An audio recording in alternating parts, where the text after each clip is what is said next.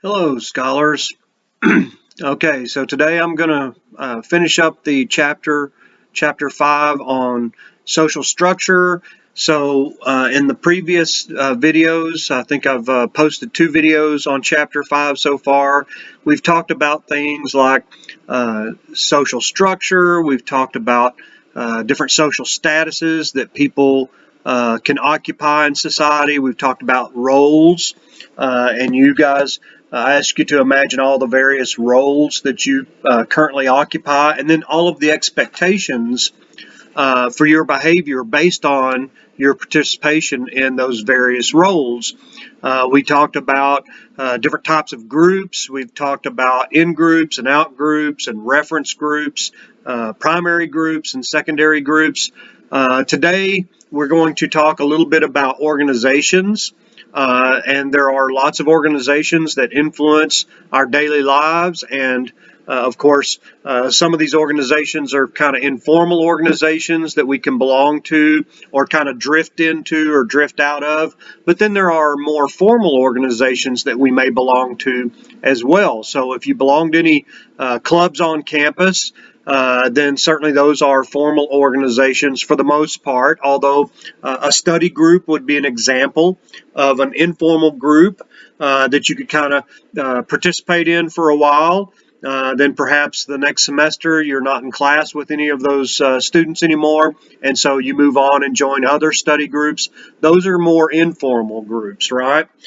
So today we're going to talk a little bit more about different types of organizations. We'll talk about the rules that go along with any organization.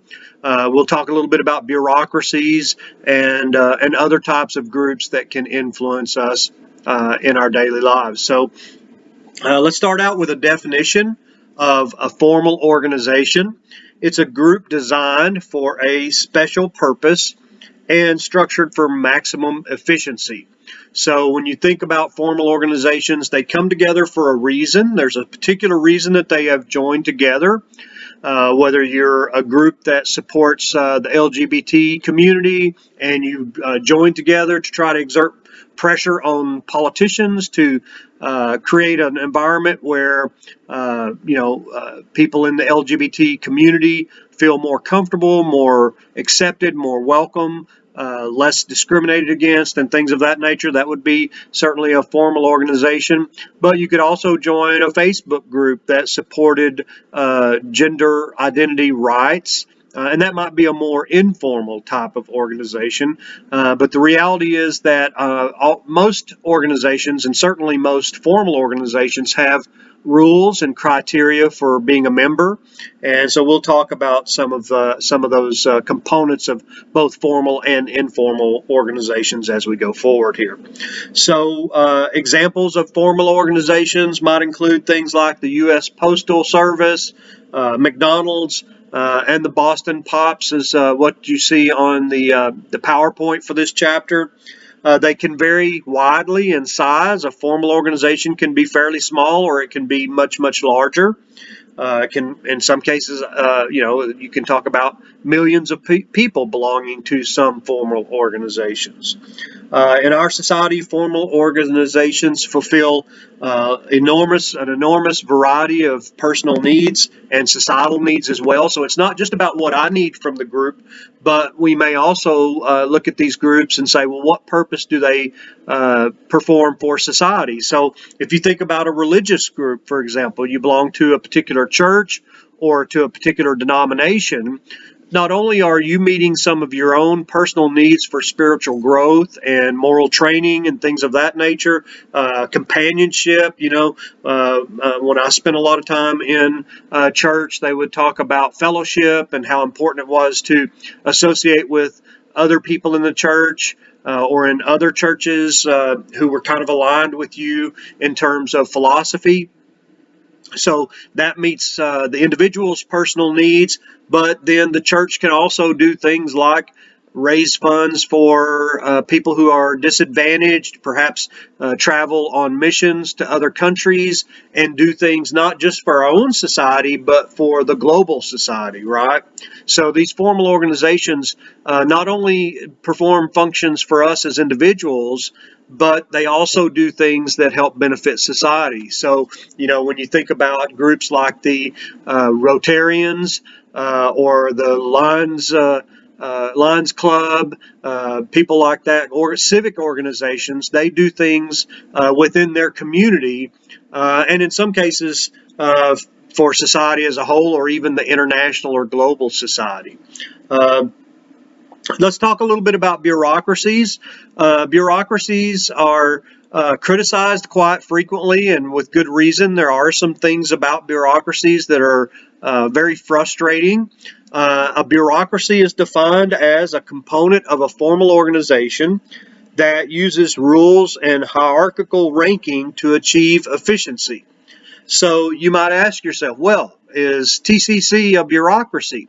I think if we look at what Weber talked about in regards to his ideal type of bureaucracies, and I want to mention, the ideal type doesn't mean that this bureaucracy or any bureaucracy is the best in the world. Okay, ideal doesn't mean flawless or perfect. In this case, what it means is when Weber was talking about ideal types and the ideal type of a bureaucracy, what he was talking about is that if you look at bureaucracies, all of them have some common characteristics.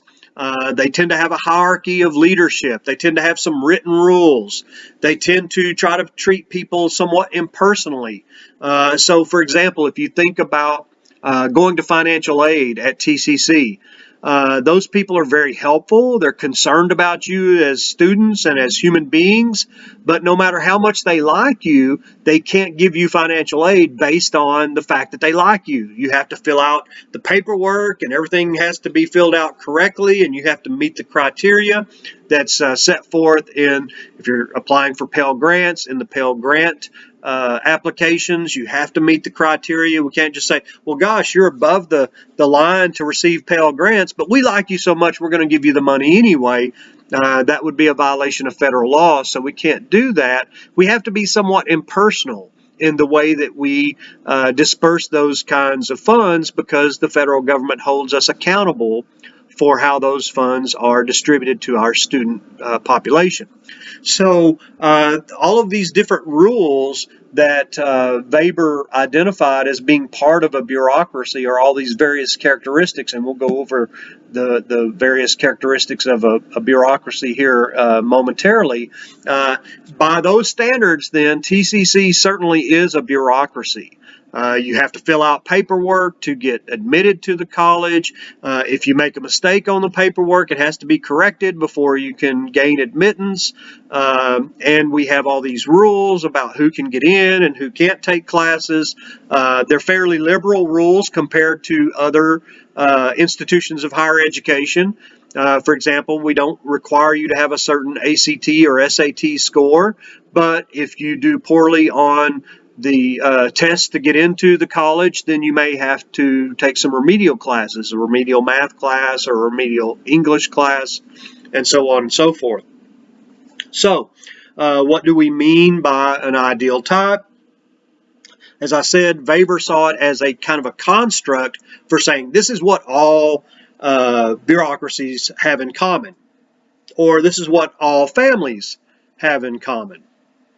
And so, like I said, the perfect bureaucracy does not exist. We all know that bureaucracies are deeply flawed in a lot of ways, but they're also better than pretty much every other way of trying to get things done. So, bureaucracies are flawed, but it's better than just doing it based on who the head of the organization likes or doesn't like, their whims and whimsies, okay? So Weber emphasized the basic similarity of structure and process that was found in the vast majority of bureaucracies, whether we're talking about a bureaucracy that's focused on religious training and things of that nature, or the government and the way they pass rules and make laws and things of that nature, or educational institutions or business organizations. They all have some similarities. Yes, they're different, very different in their focus and in their aims, but there are some similarities across all of them. And Weber, that's what Weber was talking about when he mentioned or wrote about the ideal type and his extensive writings on bureaucracies. Now, we know that one of the characteristics of a bureaucracy is that there's a division of labor. Some people teach, some people work in administration, some people, are staff members who assist the faculty. At TCC, we've got people who have very diverse types of expectations on them. Faculty are expected to teach within their subject matter. The administrative staff try to help make sure that students are registered and enrolled, that they are able to complete their application. They're able to meet the needs of the organization by buying textbooks and things of that nature. So certainly TCC is an example of a bureaucracy. You have specialized people who perform specialized tasks. I teach sociology. I would not be very effective as an English teacher or a math teacher, even though I was pretty good in those subjects. I'm not trained to teach those subjects, and I don't have a master's degree in those subjects, and therefore I would not be a good fit there. But we have people at TCC who have master's degrees and doctorate degrees in those fields, and they're able to specialize in those fields. And so any bureaucracy that you're looking at, people play different roles within the organization. Salespeople do one thing. If we're thinking about, for example, a car dealership, you've got salespeople that try to sell the cars. You've got mechanics in the back who work on the cars. You have office people who do the clerical skills and take care of all the paperwork. And, you've got people that are in control of financing and all of those kinds of things. And the more complex society gets, the more specialized that division of labor becomes, okay? So there certainly is that division of labor. That division of labor leads to some fragmentation. People, they often criticize people in education because you have these silos where the English people don't really talk to the sociology people, who don't talk much to the political science people, and so on and so forth. So that can certainly be a problem in a bureaucracy. But TCC and a lot of other bureaucratic organizations bring their people together and have them discuss problems and solutions together so that we're all on the same page and we all understand what we need to do to be doing the best for our students. So fragmentation of work can divide our workers. It can make them feel disconnected, which can lead to a feeling of alienation. Not only alienation from your coworkers, but sometimes alienation from the products that you're producing in your organization. And so there are certainly some issues with the bureaucracy that we need to be aware of. Other characteristics of a bureaucracy, there needs to be a hierarchy of authority. So does TCC have a hierarchy of authority? Well, certainly we do. We have 5 physical campuses and 1 virtual campus. So those 5 physical campuses, Northeast, Northwest, Trinity River, Southeast, and South Campus, along with the folks at TCC Connect, our virtual campus, are all working together, and they each have a campus president. Even our virtual campus has a campus president, but even those presidents answer to the chancellor of the college, and the chancellor actually answers to, in this case, a board of trustees at TCC. And so there is this hierarchy. There are a lot of faculty members and staff members who answer to department chairs, who then answer to divisional deans, who then answer to the vice president of academic affairs, who then answers to the president of the campus, who in turn answers to our chancellor. So there is a very clear hierarchy. You can look at our organizational chart. I think it's posted on our website, and you can see who's at the top of the chart. That tells you a lot about this hierarchy. Like I said, it's very broad at the bottom, but it gets narrower and narrower as it gets closer to the top of the structure. Do we have written rules and regulations? Oh my gosh, yes, do we have written rules and regulations. We have entire handbooks for students. We have a student catalog. It used to be an actual physical catalog, but now today I think we've gone primarily to an online catalog. But that has all the rules for what is expected of you as students, and it tells a little bit about what you can expect from your faculty members. And so there are rules in there for us as well. We also have an employee handbook that tells us how we're supposed to do things. Again, we've got an intranet at TCC where we can log into that, and if we need certain forms to fill out, or if we need to figure out what is the process for helping the student appeal a grade or something, we can go online and find the process for that and advise our students how to proceed from that point on. So lots of written rules. Let me just give you an example of a recent rule change. Recently, because of some of the things that happened at Baylor University, I guess 6 or 7 years ago, our state legislature passed a law that requires all higher education faculty, if we become aware of domestic violence, sexual assault, or sexual harassment, we have to report that to our Title IX coordinator under penalty not only of potentially losing our job, but also of being sent to jail for a year. So because there were a number of people at Baylor University who knew that there were allegations of sexual assault and did nothing about it, now there is a state law that requires us. So that's not only a state law, but TCC has incorporated that into its employee training. So we are trained from day one, new employees, and of course old employees had to go back and go through the training as well. We have been trained to understand that if we've got students who are the victims of domestic violence or sexual assault or sexual harassment, whether it's on campus or off campus, if we become aware of it, then we are required to report that. So that's just one example of how we have these some of them are pretty rigid rules. Others are more, well, yeah, you're supposed to do it this way, but we'll work around it. But in regards to the Title IX legislation that's been recently passed, that's a very rigidly enforced rule, not only by TCC, but also by our state government. So, and it's a good thing. Generally speaking, but I do think that we have a responsibility to report allegations of sexual assault and harassment and domestic violence. That's certainly important, but the penalties are pretty rigid for violating those expectations. So we have employment that's based on certain qualifications. If you want to teach sociology, you have to have at least 18 graduate hours in the field of sociology to be able to, from an accredited university or college, in order to be able to teach sociology. If you're going to teach math, then you have to have a certain level of training. Again, 18 graduate hours within the field.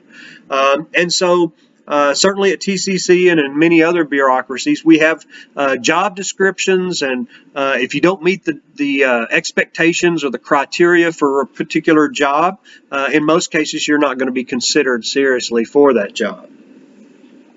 You might have also heard of the Peter Principle, and this is the idea that people are doing well and they're getting promoted, and at some point they get promoted beyond their skill level, and so they call that the Peter Principle. It's defined as every employee within a hierarchy tends to rise to his or her level of incompetence. Okay, so maybe you were really great as a teacher, and then you did really good as a dean, or let's say a department chair, and then you did okay as a dean, but then when you got put into a position as an upper level administrator, a VP or something like that, you weren't really up to the task, you weren't really up to the job. That's what we mean by the Peter Principle. It happens in a lot of organizations. A lot of people understand their limitations, and they try to they get to a level where they're satisfied and they don't want to climb higher in the organization because either they don't think they're skilled enough to handle those jobs, or perhaps they don't want the stress. I worked in administration for a number of years, both in institutional research and then as assistant to the president. And I really didn't have a lot of passion for administrative work. My heart was always in the classroom. And so when I was able to come back to the classroom, I was very, very happy to do so. And I probably was not a great administrator because, to be honest with you, I'm not very good at faking it and playing the game and thinking like an administrator, as one of my former bosses told me I needed to learn to do. Hey, Jack, you need to learn to think like an administrator. And I won't tell you what my response to that was, but it basically indicated that I was not real interested in learning how to do that. Okay. Other characteristics of a bureaucracy.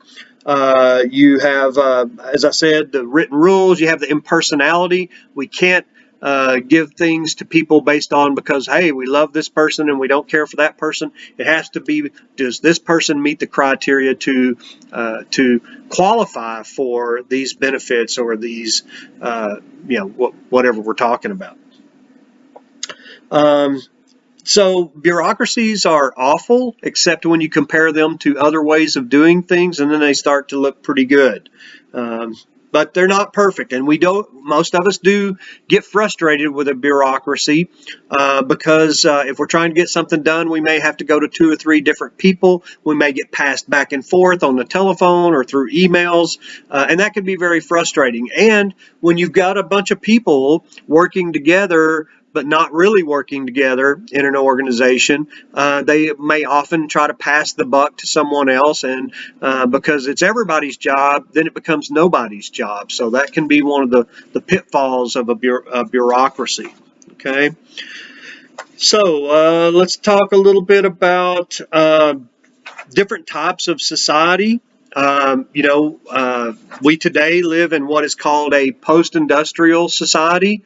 But, if you go back in human existence, we had hunting and gathering societies where all the males were hunters and all the females were gatherers. For the most part, there were a few exceptions. For example, Native Americans, some Native American tribes would have males who did not do what were considered to be masculine tasks. They would gather with the women or do those kinds of things. But generally speaking, the expectation is that if you're born a male, then you're going to be a hunter. And if you're born a female, then you're going to most likely be a gatherer. Of course, there was the chief and shaman and people like that, healers who might have special skills, who might do things other than hunting or gathering. But generally speaking, that was kind of the expectation for men and women in hunting and gathering societies. And then we developed into agrarian societies. And the early agrarian societies were either pastoral societies that focused on herding animals. Herding, H-E-R-D-I-N-G, not H-U-R-T-I-N-G, herding animals. So you either had goats or sheep or cattle, and the women again took care of the household and did the child rearing and things of that nature, while the males were out there being shepherds to their flocks and things of that nature. So those were pastoral societies, but we also had horticultural societies, and these societies, rather than using animals and gathering animals, they would grow crops. But it was before we became agrarian societies, so they used very primitive methods of growing crops. They would use slash and burn technologies and things of that nature. We moved from that into agricultural societies, where now we were able to harness animal power, pulling a plow, or tractors later on, where we could grow bigger crops and cultivate larger fields. That's an agricultural society. And then, of course, we moved from the agricultural society to the industrial society with the mechanization of labor, where we started building factories and people congregated in cities so that they could work in those factories. Those were industrial societies. Manufacturing is becoming a much less important part of our economy and our society today. So we are now calling this a post-industrial society.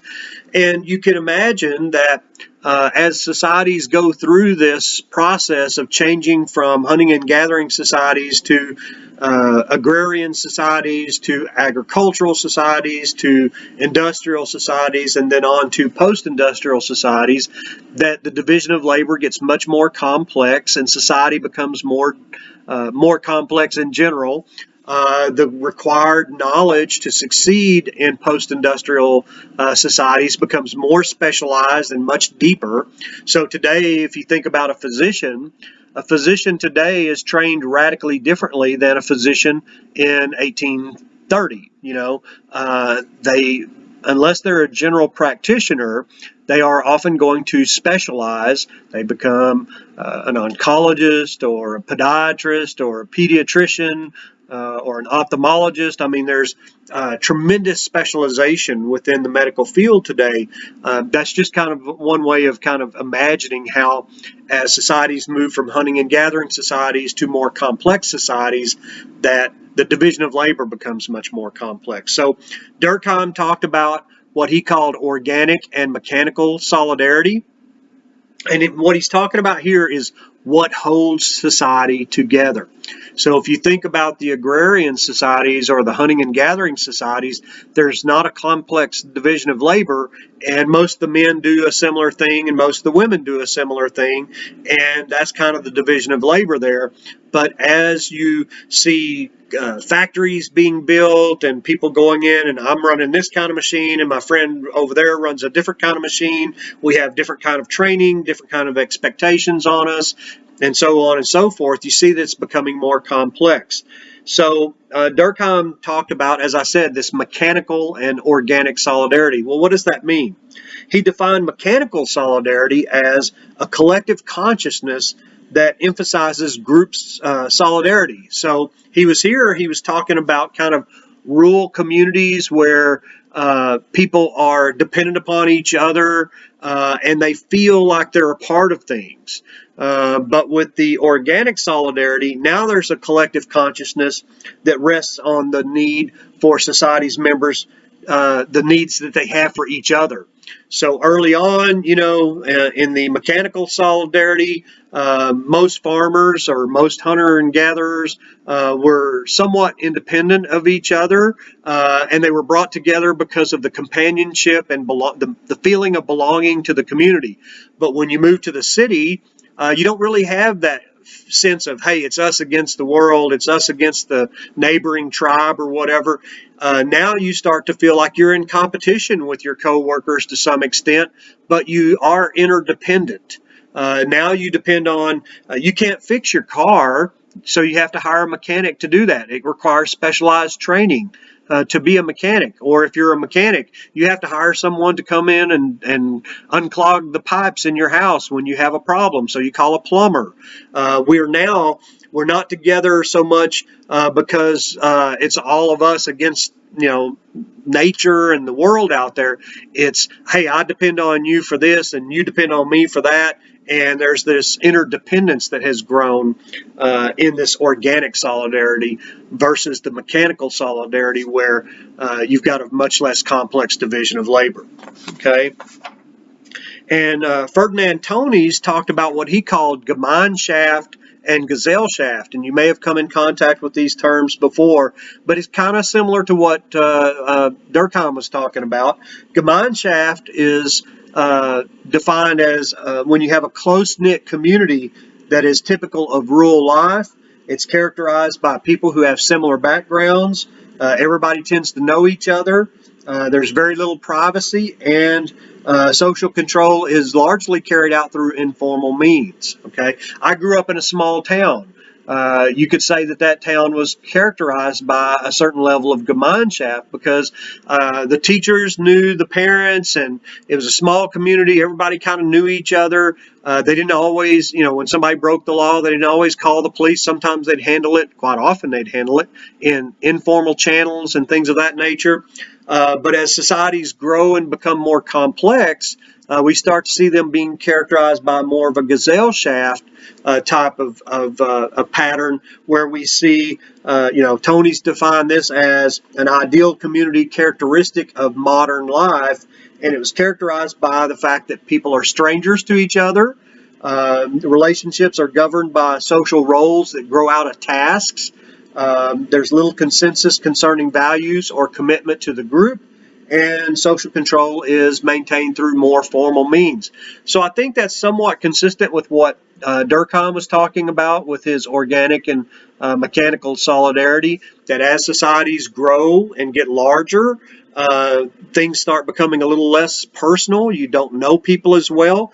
And now the glue that holds society together is more formal and less based on, relationships, and more based on our interdependence and our need for rules to govern our behavior. Linsky kind of did what I, talked about what I was talking about, going from kind of basic societies, hunting and gathering societies that got increasingly more complex over time. So he talked about something he called sociocultural evolution. And basically he was saying that human societies undergo a process of change that's characterized by a dominant pattern. And what he meant by that was that societies tend to move from simple to more complex societies, and technology is critical to the way that a society is organized. So, he went through that whole discussion about hunting and gathering societies and horticultural societies, pastoral and agrarian societies, and so on and so forth. The glue that holds us together today in post-industrial societies is our interdependence. We can't really survive on our own. We have to interact with other people, and there have to be rules that that the government passes into law that regulates how we interact with each other. So I think that's a pretty good coverage of Chapter 5. If you have questions, please don't hesitate to email or text. I think this chapter is a really important chapter, social structure and how society is held together, statuses and roles and all of those kinds of things, the organizations that we're influenced by, bureaucracies, all of that stuff is incredibly important, and understanding it can help you to understand how to navigate, for example, through a bureaucracy if you need to get something done and you're having trouble navigating through a bureaucracy. So this is a pretty important information as we go through the rest of the chapters. Again, think about how the three sociological perspectives view social structure. The structural functionalists see it as absolutely integral to society, holding society together and getting things done. The conflict theorists tend to focus on how it maintains the status quo. And of course, the interactionists are going to focus on how bureaucracies and organizations and statuses and roles affect us as individuals and our interactions with the other people around us on a daily basis. Okay? All right, keep reading hard, study hard, and let's get ready for exam 2, guys. Talk to you soon. Bye-bye.